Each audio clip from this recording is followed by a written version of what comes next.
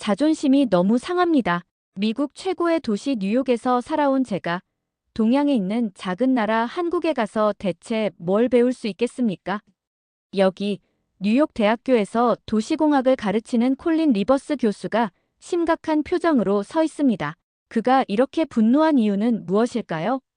사건의 시작은 뉴욕시 교통국과의 회의에서였습니다.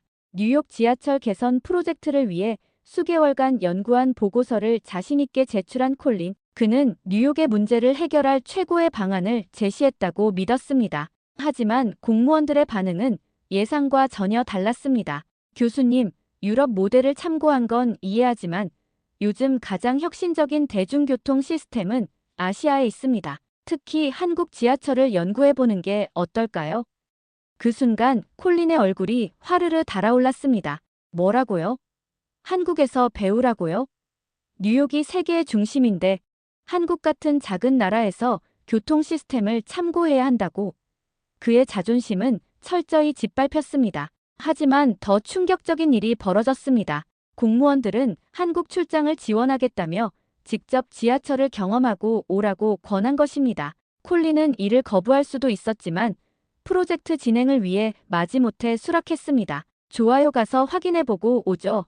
하지만 한국이 얼마나 대단한지 직접 보고 판단하겠습니다. 그는 한국행 비행기에 오르며 속으로 투덜거렸습니다. 지하철이 다 거기서 거기지 뉴욕보다 나을 게 뭐가 있겠어. 그때는 몰랐습니다. 이 여행이 그의 인생을 바꿀 만큼 엄청난 충격과 깨달음을 주게 될 거라는 걸요. 아침 햇살이 뉴욕 맨해튼의 고층 빌딩 사이로 비치는 평범한 화요일이었습니다. 저는 뉴욕 대학교에서 도시공학을 가르치고 있는 콜린 리버스 교수입니다. 강의실 창문으로 보이는 뉴욕의 스카이라인을 바라보며 이 도시가 세계에서 가장 앞선 곳이라는 확신을 늘 가지고 있었죠. 특히 제가 몇 년간 연구해온 뉴욕 지하철 개선 프로젝트는 이 도시의 미래를 바꿀 중요한 연구라고 자부했습니다. 조교가 미팅 시간을 알려주었고 저는 서류 가방을 챙겨 뉴욕시 교통국으로 향했습니다. 오늘은 제 연구 결과를 발표하는 중요한 자리였어요. 탁 트인 창문으로 보이는 맨해튼의 풍경을 바라보며 저는 발표 자료를 마지막으로 훑어봤습니다. 완벽했죠? 자신감 넘치는 목소리로 발표를 시작했습니다. 뉴욕 지하철의 문제는 단순히 시설 노후화가 아니라 시스템 자체를 재설계해야 한다고 강조했죠. 그러나 제 예상과 달리 회의실 분위기는 차갑기만 했어요. 교통국 부국장이 솔직히 이 방안들은 이미 검토했던 내용이라고 말했습니다. 우리에게 필요한 건 혁신적인 아이디어라며 실제로 동아시아, 특히 한국 지하철 시스템을 참고해 볼 필요가 있다고 생각한다고 했어요. 순간 저의 자존심이 상했습니다. 우리가 아시아의 작은 나라에서 배울 게 뭐가 있다는 거지? 속으로 분노했지만 겉으로는 침착함을 유지했어요. 억지 미소를 지으며 한국 지하철 시스템이 흥미롭다고 대답했습니다. 부국장은 서울의 지하철 시스템이 세계적으로 인정받고 있다며 제가 직접 한번 방문해보는 게 어떻겠냐고 제안했습니다. 뉴욕시 교통국에서 연구 지원도 해주겠다고 했죠. 이건 정말 예상치 못한 제안이었어요. 저는 마지못해 수락했지만 속으로는 지하철은 다 비슷하지 않나? 설계만 잘하면 되는 거겠지라고 생각했습니다. 한국행 비행기 티켓을 받아들며 여전히 회의적이었죠. 사실 저는 아시아에 큰 관심이 없었고 그저 형식적인 방문이 될 거라 예상했습니다. 하지만 이 방문이 제 인생을 완전히 바꿔놓을 줄은 그때는 몰랐습니다. 15시간의 비행 끝에 인천국제공항에 도착했을 때 이미 저는 지쳐 있었죠. 하지만 공항의 깔끔함과 효율적인 시스템이 첫인상부터 저를 놀라게 했습니다. 공항에서 나와 공항철도를 타고 서울로 향하는 동안 저는 여전히 이 출장의 필요성에 의문을 가지고 있었습니다. 창밖으로 보이는 풍경은 고층 빌딩과 현대적인 도시 모습이었죠. 생각보다 발전한 나라인가 보네. 하지만 뉴욕만큼은 아니겠지라고 생각했어요. 서울에 도착한 첫날, 저는 강남역을 방문하기로 했습니다. 한국 측에서 추천한 곳이었죠. 지상에서 지하철역으로 내려가는 계단을 밟는 순간부터 이상한 느낌이 들었습니다. 깨끗했거든요. 너무 깨끗했어요. 담배 냄새도 쓰레기도 낙서도 보이지 않았습니다. 지하철역 안으로 들어서자 저는 말문이 막혔습니다. 이게 정말 지하철역이라고? 쇼핑몰 같은데? 저도 모르게 중얼거렸죠. 밝은 조명, 깨끗한 바닥, 최신 디지털 안내 시스템, 정리된 승강장, 뉴욕의 어두컴컴하고 지저분한 지하철역과는 완전히 달랐습니다. 디지털 스크린에는 열차 도착 정보가 실시간으로 표시되고 있었어요. 그것도 몇 초 단위로 정확하게요. 뉴욕에서는 상상도 할 수 없는 정확성이었습니다. 지하철 역사 곳곳에는 편의점, 카페, 심지어 작은 쇼핑 공간까지 있었어요. 공공 화장실은 무료에 깨끗했고 손 씻을 물이 나오지 않는다거나 화장지가 없는 일도 없었습니다. 저는 애써 태어난 척했지만 마음속으로는 충격을 받고 있었죠. 이 정도는 우리도 마음만 먹으면 만들 수 있어 스스로를 위안하며 생각했습니다. 하지만 무료 와이파이, 휴대폰 충전기, 냉난방 시설이 완벽하게 갖춰진 모습을 보고는 당황했어요. 왜 지하철에 이런 것까지 있지? 승강장으로 내려가자 또 다른 놀라움이 기다리고 있었습니다. 승강장과 선로 사이에 투명한 벽과 자동문이 설치되어 있었어요. 처음에는 이게 무슨 용도인지 몰라 추가 요금을 내야 하는 특별 구역인 줄 알았습니다. 옆에서 갑자기 한국어로 말을 건네는 사람이 있었습니다. 다행히 영어로 대화가 가능한 분이었어요. 그는 서울시 교통국의 박준호라고 자신을 소개하며 저를 안내하라는 지시를 받았다고 했습니다. 친절하게 명함을 건네며 설명해 주었죠. 그가 설명하길 제가 보고 있던 것은 스크린도어라고 하는데 승객의 안전과 공기질 개선을 위한 시설이라고 했습니다. 선로 추락 사고를 방지하고 지하철 운행 시 발생하는 먼지가 승강장으로 들어오는 것을 막아준다고 했죠. 저는 순간 당황했습니다. 뉴욕 지하철에서는 승강장 추락 사고가 심심치 않게 발생하는데 한국은 이런 문제를 해결하기 위한 시스템을 이미 적용하고 있었던 거예요. 그것도 모든 역에 말이죠. 진심으로 인상적이라고 말했습니다. 뉴욕에서는 상상도 할 수 없는 시설이었으니까요. 박준호는 제게 열차를 타보자고 제안했습니다. 승강장에 들어선 지 몇 분 후 정확히 스크린에 표시된 시간에 열차가 도착했어요. 박준호는 미소를 지으며 한국 지하철의 정시 도착률은 99%를 넘는다고 자랑스럽게 말했죠. 열차 안으로 들어서자 또 다른 놀라움이 저를 기다리고 있었습니다. 깨끗한 내부, 조용한 객실, 그리고 편안한 좌석. 저는 빈자리를 발견하고 기쁜 마음으로 앉으려 했어요. 그런데 박준호가 갑자기 제 팔을 잡았습니다. 그는 그것이 임산부 전용 좌석이라고 말했습니다. 저는 순간 당황했고 주변을 둘러보았습니다.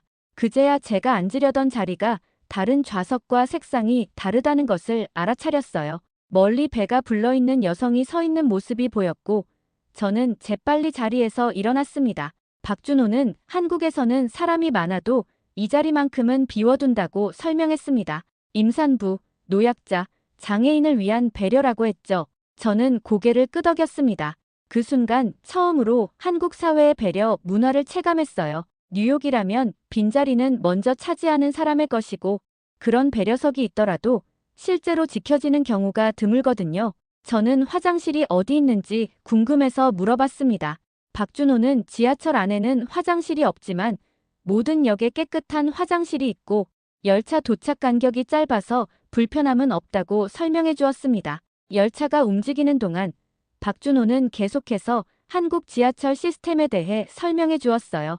환승 시스템의 효율성, 교통카드의 편리함, 그리고 무엇보다 시민들의 높은 공공의식에 대한 이야기였습니다. 그는 아무리 좋은 시스템도 사람들이 잘 사용하지 않으면 의미가 없다고 말했습니다. 한국 지하철이 깨끗하고 안전하게 유지되는 것은 단순한 기술보다 시민들의 높은 공공의식 덕이라고 했죠. 그 말이 제 마음에 깊이 와닿았어요. 저는 주변을 둘러보았습니다. 사람들은 조용히 대화하거나 스마트폰을 보고 있었어요. 큰 소리로 떠드는 사람도, 음식을 먹는 사람도, 발을 좌석에 올리는 사람도 없었습니다. 뉴욕이었다면 상상할 수 없는 광경이었죠. 순수한 호기심으로 이런 시민의식이 어떻게 형성된 것인지 물어봤습니다. 박준호는 오랜 시간 동안의 교육과 캠페인, 그리고 사회적 합의가 있었다고 설명했어요. 처음부터 이렇게 잘 지켜진 것은 아니었지만 지금은 대부분의 시민들이 공공장소에서의 매너를 당연하게 생각한다고 했습니다. 그의 말을 들으며 저는 생각에 잠겼습니다. 뉴욕의 지하철을 떠올렸어요. 쓰레기와 낙서로 가득한 승강장, 정시에 도착하지 않는 열차, 악취와 불안한 환경. 이제는 제가 자랑스러워하던 뉴욕의 지하철이 왜 그렇게 문제가 많은지 이해가 되기 시작했습니다. 저는 이제 한국 지하철의 우수성을 인정할 수밖에 없었어요. 하지만 동시에 큰 고민이 생겼습니다. 뉴욕에서도 이런 시스템이 유지될 수 있을까? 뉴욕은 시설도 열악하지만 시민들의 공공의식도 부족했습니다. 한국과 같은 시스템을 도입해도 미국에서는 제대로 작동하지 않을 것 같다는 생각이 들었어요. 열차가 여러 역을 지나는 동안 저는 마음속으로 점점 더 깊은 생각에 빠져들었습니다. 창밖으로 스쳐 지나가는 서울의 풍경과 역들을 바라보며 뉴욕과 비교하지 않을 수 없었어요. 마음 한구석에서는 자존심이 상하기도 했지만 다른 한편으로는 배움의 기회로 받아들이고 싶다는 생각도 들었습니다. 열차 내 안내방송이 한국어와 영어로 다음은 신촌역이라고 알려주었습니다. 오른쪽 문이 열린다고 했죠. 박준호는 저를 보며 미소 지었습니다. 신촌역은 대학가에 있어서 젊은이들이 많이 이용하는 곳이라고 했어요. 여기서 내려보자고 제안했습니다. 우리는 열차에서 내려 신촌역을 둘러보기 시작했습니다. 역시나 깨끗하고 질서정연했어요. 그런데 이 역에는 조금 특별한 점이 있었습니다. 계단과 에스컬레이터 옆에 피아노 건반 모양의 계단이 있었어요. 호기심에 이게 뭔지 물어봤습니다. 박준호는 음악 계단이라고 설명해 주었어요. 밟으면 실제로 소리가 난다며 사람들이 계단을 더 많이 이용하도록 유도하는 재미있는 시도라고 했습니다. 한번 해보지 않겠냐고 물었죠. 저는 조금 망설였지만 이내 계단을 오르기 시작했습니다. 제가 밟을 때마다 정말로 피아노 소리가 났어요. 어색한 멜로디였지만 묘하게 즐거웠습니다. 주변 사람들은 저를 이상하게 쳐다보지 않고 오히려 미소를 짓거나 자기들도 계단을 밟으며 소리를 만들어냈어요. 감탄하며 이런 작은 아이디어가 사람들의 행동을 바꾼다고 말했습니다. 박준호는 맞다며 처음에는 단순한 재미로 시작했지만 이 계단을 설치한 후 에스컬레이터 이용률이 64%나 줄었다고 했어요. 건강에도 좋고 에너지 절약에도 도움이 된다고 했습니다. 우리는 계속해서 역을 둘러보았습니다. 역사 내에는 작은 전시 공간도 있었어요. 지역 예술가들의 작품이 전시되어 있었죠. 그리고 한쪽에는 작은 도서관처럼 책장이 설치되어 있었습니다. 박준호는 그것이 무인 도서 교환대라고 설명했습니다. 책을 가져가고 싶으면 가져가고 다 읽은 책이 있으면 기증하는 시스템이라고 했어요. 특별한 관리 인력 없이도 시민들의 자발적 참여로 운영된다고 했습니다. 저는 점점 더 놀라움을 감출 수 없었어요. 이 모든 것이 단순한 교통수단을 넘어 하나의 문화공간, 커뮤니티 공간으로 기능하고 있다는 사실이 정말 인상적이었습니다. 그때 갑자기 제 머릿속에 깊은 절망감이 밀려왔어요. 뉴욕의 지하철 상황이 생생하게 떠올랐기 때문이었죠. 쓰레기와 낙서로 가득한 승강장, 수시로 지연되는 열차, 고장난 에스컬레이터와 엘리베이터, 그리고 언제나 존재하는 불안감. 우리는 절대 한국처럼 될 수 없을 거야 라는 생각이 제 마음을 무겁게 했습니다. 박준호가 무슨 생각을 그렇게 깊이 하고 있냐고 물었습니다. 저는 현실로 돌아왔어요. 솔직히 말하면 뉴욕과 비교하고 있었다고 대답했습니다. 우리의 지하철 시스템은 많이 다르다고 덧붙였어요. 박준호는 이해한다는 듯 고개를 끄덕였습니다. 모든 도시는 각자의 역사와 문화가 있으니 비교보다는 서로 배우는 게 중요하지 않겠냐고 말했어요. 그의 말에 저는 조금 위안을 받았지만 여전히 마음속에는 의문이 남아 있었어요. 과연 뉴욕은 이런 시스템을 받아들일 준비가 되어 있을까? 시민들은 변화할 의지가 있을까? 저는 깊은 생각에 잠긴 채 다음 목적지로 향했습니다. 다음 목적지는 서울역이었습니다.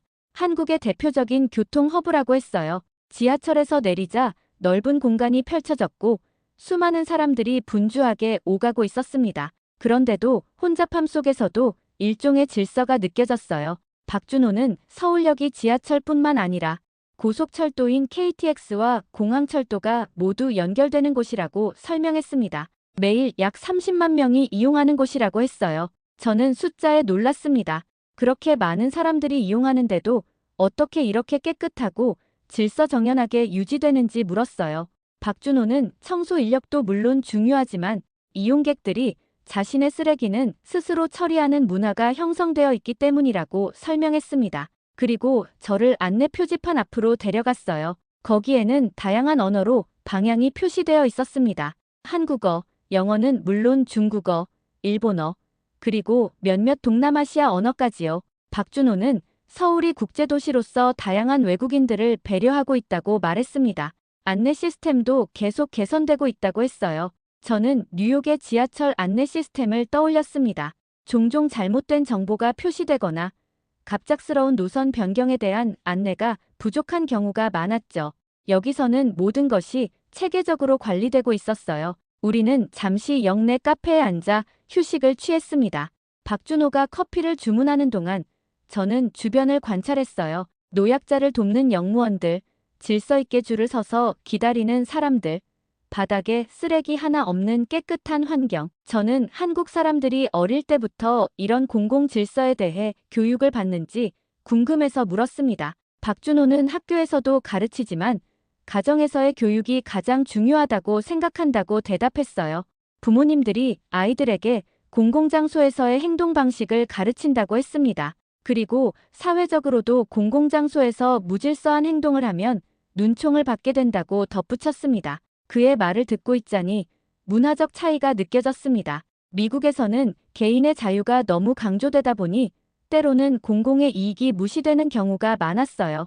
그리고 다른 사람의 행동에 대해 지적하는 것이 오히려 신뢰로 여겨지기도 했고요. 진지하게 이런 시스템을 만들고 유지하는데 가장 중요한 요소가 무엇인지 물었습니다. 박준호는 잠시 생각하더니 세 가지가 중요하다고 대답했습니다. 첫째는 정부의 지속적인 투자와 관리, 둘째는 시민들의 높은 의식 수준, 그리고 셋째는 이 둘을 연결하는 신뢰관계라고 했어요. 그의 말에 저는 깊이 공감했습니다. 뉴욕에서는 이 세 가지 모두가 부족했던 것 같아요. 정부는 지하철에 충분한 투자를 하지 않았고 시민들은 공공시설을 함부로 대했으며 상호 간의 신뢰도 낮았습니다. 저는 점점 더 깊은 생각에 빠져들었어요. 이런 시스템과 문화가 하루아침에 형성된 것이 아니라는 것을 알았습니다. 한국도 분명 발전 과정에서 많은 어려움과 시행착오를 겪었을 텐데 그걸 어떻게 극복했을까 궁금했어요.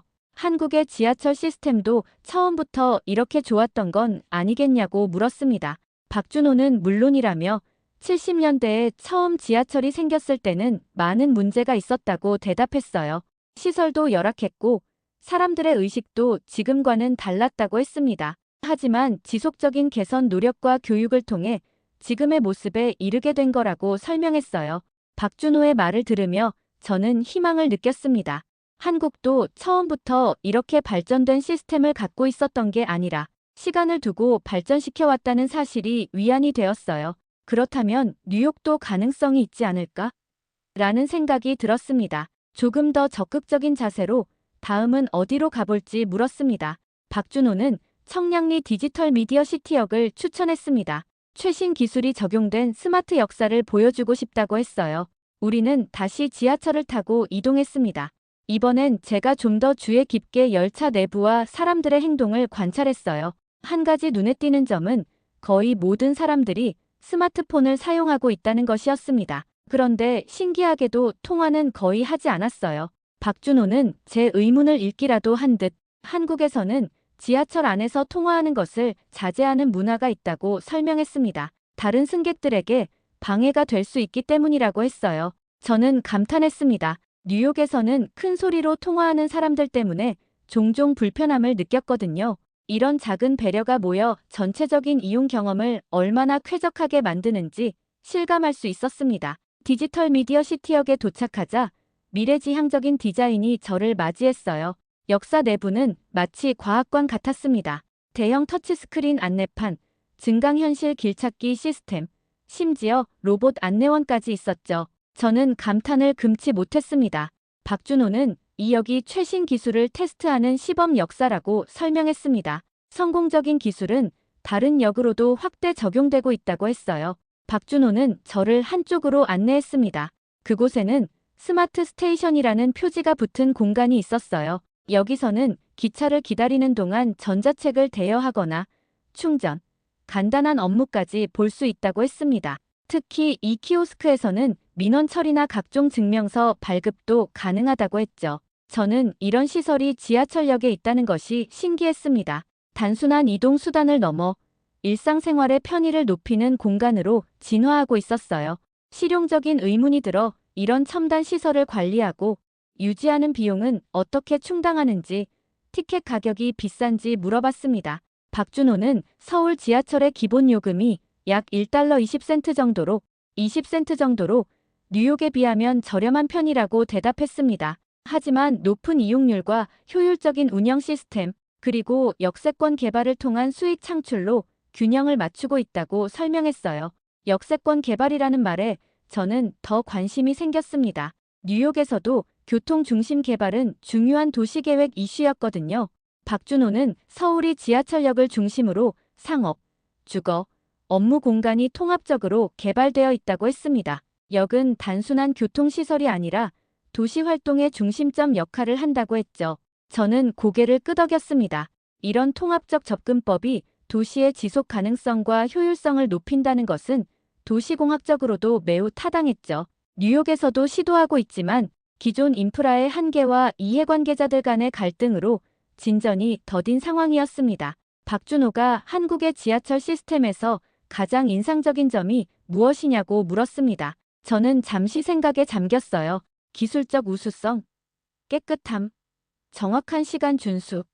모두 인상적이었지만 가장 마음에 와닿은 것은 따로 있었습니다. 시민들의 배려와 질서의식이 가장 인상적이라고 대답했습니다. 아무리 좋은 시스템도 그것을 사용하는 사람들의 의식이 따라주지 않으면 제대로 기능할 수 없으니까요. 박준호는 제 대답에 만족스러운 미소를 지었습니다. 교수님이 정확히 핵심을 짚으셨다며 기술은 어느 나라든 돈을 들이면 구현할 수 있지만 시민의식은 그렇게 쉽게 형성되지 않는다고 했어요. 우리는 다시 지하철을 타고 다음 목적지로 향했습니다. 이번엔 제가 요청한 곳이었어요. 출근 시간대의 지하철을 경험해보고 싶었거든요. 한국의 지하철이 정말로 혼잡한 상황에서도 이런 질서와 효율성을 유지할 수 있는지 확인하고 싶었죠. 다음 날 아침 7시, 우리는 강남역에서 만났어요. 예상대로 역은 출근하는 직장인들로 붐볐습니다. 사람들은 빠른 걸음으로 움직였지만 서로 부딪히거나 밀치는 일은 거의 없었어요. 열차가 도착하자 문 양쪽에 줄지어 선 사람들이 타려는 승객들이 모두 내린 후에야 질서 있게 탑승했어요. 뉴욕에서는 상상할 수 없는 광경이었죠. 그곳에서는 내리는 사람과 타는 사람이 뒤엉켜 혼란스러운 상황이 일상이었으니까요. 놀라움을 감추지 못하고 이런 질서가 어떻게 형성된 건지 물었습니다. 박준호는 초기에는 역무원들의 안내와 캠페인이 많았다고 대답했습니다. 하지만 지금은 대부분 자발적으로 지켜지고 있다고 했어요. 새로운 사람들도 주변의 행동을 보고 자연스럽게 따라 하게 된다며 일종의 사회적 압력이라고 설명했습니다. 열차 안은 예상대로 매우 혼잡했어요. 하지만 놀랍게도 소음은 크지 않았습니다. 사람들은 스마트폰을 보거나 조용히 서 있었고 큰 소리로 대화하는 사람은 찾아볼 수 없었어요. 저는 작은 목소리로 왜 이렇게 조용한지 물었습니다. 박준호는 한국 사람들이 공공장소에서 다른 사람에게 방해가 되는 행동을 자제하는 편이라고 설명했습니다. 특히 아침 출근길에는 더 그렇다며 많은 사람들이 피곤하거나 업무 준비 때문이라고 했어요. 열차가 도심 지역으로 들어서자 더 많은 사람들이 탑승했습니다. 이제는 정말 몸을 움직일 수 없을 정도로 빽빽했어요. 그런데도 불평하거나 짜증을 내는 사람은 보이지 않았습니다. 모두가 이 상황을 당연하게 받아들이는 듯했죠. 그때 제 옆에 있던 젊은 남성이 갑자기 노인에게 자리를 양보했어요. 아무 말 없이 자연스럽게 일어나 노인을 향해 손짓했습니다. 노인은 고개를 깊이 숙여 감사를 표하고 자리에 앉았죠. 이런 장면이 특별한 것이 아니라 일상적인 모습이라는 게 놀라웠습니다. 박준호가 걱정스럽게 너무 혼잡해서 불편하지 않은지 물었습니다. 저는 괜찮다고 대답했습니다. 오히려 이런 상황에서도 유지되는 질서와 배려가 더 인상적이라고 말했어요. 한 정거장을 더 지나 우리는 마침내 시청역에 도착했습니다. 수많은 사람들이 일제히 열차에서 내리기 시작했어요. 저는 인파에 휩쓸려 박준호와 떨어질까봐 걱정했지만 그는 침착하게 저를 안내했습니다. 그는 이제 주요 업무 지구에 왔다며 잠시 역 밖으로 나가서 아침 공기를 마시며 걸어보자고 제안했어요. 우리는 지하철역을 빠져나와 서울 시내의 아침 풍경을 만끽했습니다. 고층 빌딩들 사이로 분주하게 움직이는 사람들, 거리의 카페에서 커피를 사들고 출근하는 직장인들, 언뜻 보기엔 뉴욕과 비슷한 도시 풍경이었지만 그 질서와 깨끗함은 분명 달랐어요. 박준호가 서울의 아침이 마음에 드는지 물었습니다. 저는 생각보다 훨씬 활기차고 세련된 느낌이라고 진심으로 대답했습니다. 처음 한국에 오기 전에는 솔직히 큰 기대를 하지 않았지만 이제는 제 편견이 얼마나 잘못됐는지 알겠다고 말했어요. 박준호는 미소를 지었습니다. 많은 외국인들이 처음에는 그런 반응이지만 직접 경험해보면 생각이 바뀐다고 했어요. 우리는 근처 카페에 들어가 아침 식사를 했습니다. 창가 자리에 앉아 거리를 바라보며 저는 지난 며칠간의 경험을 정리해보았어요. 한국의 지하철 시스템은 단순히 사람들을 한 곳에서 다른 곳으로 이동시키는 수단이 아니었습니다. 그것은 도시 생활의 중심이자 사회 문화의 반영이었죠. 박준호가 지금까지 본 것 중에 뉴욕에 적용하고 싶은 것이 있는지 물었습니다. 저는 잠시 생각에 잠겼습니다. 기술적인 측면에서는 스크린도어, 디지털 안내 시스템, 정확한 시간 관리 등 많은 것들이 있었어요. 하지만 그보다 더 중요한 것이 있었죠.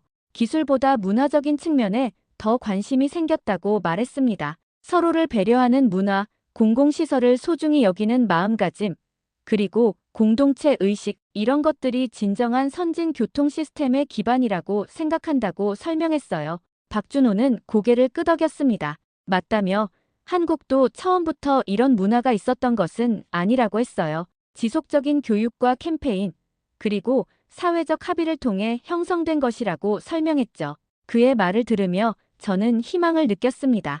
한국도 변화할 수 있었다면 뉴욕도 가능하지 않을까? 물론 문화적 차이와 역사적 배경의 차이가 있겠지만 불가능한 일은 아닐 것이라는 생각이 들었어요. 솔직하게 말했습니다. 처음에는 이 출장이 형식적인 것에 불과하다고 생각했지만 지금은 생각이 완전히 바뀌었다고요. 한국에서 배운 것들을 뉴욕에 적용할 방법을 진지하게 고민하고 싶다고 말했어요.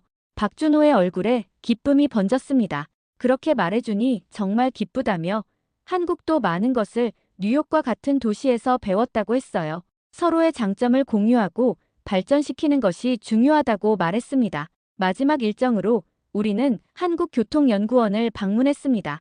그곳에서 저는 한국 지하철의 역사와 발전 과정에 대한 자세한 설명을 들을 수 있었어요. 특히 인상적이었던 것은 시민들의 의견을 적극적으로 수렴하는 시스템이었습니다. 모바일 앱을 통해 불편 사항이나 개선 제안을 쉽게 제출할 수 있었고 그것이 실제 정책에 반영되는 과정이 투명하게 공개되어 있었죠. 연구원의 설명이 제 마음에 깊이 와닿았습니다.